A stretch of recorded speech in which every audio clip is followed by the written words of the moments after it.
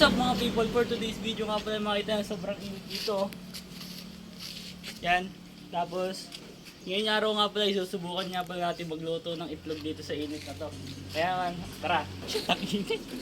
Tapos dito nga pala natin ito ilalagay yung ating kawali. Hindi pa nga pala ito mainit.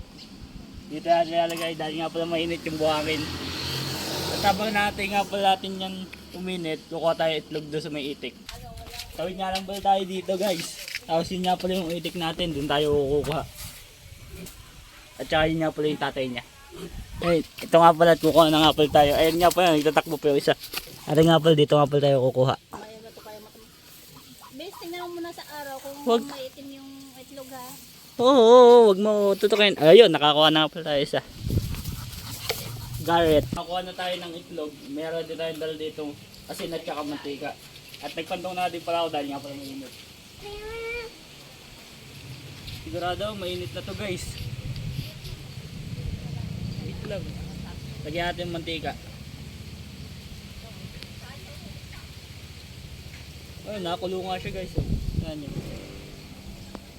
Tapos lagyan natin ito itlog. Basagin lang natin.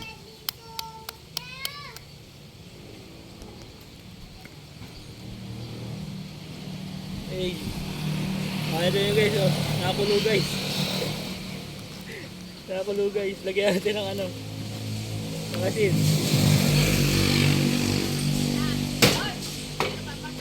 Lagyan natin ng asin.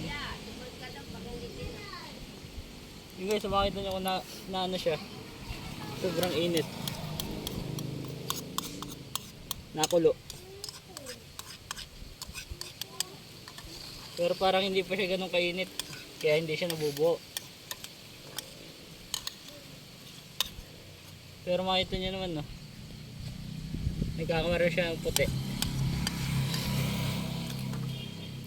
Kaya naman sobrang init dito guys sa Pilipinas. Kaya magluto na kayo lechon. Yeah.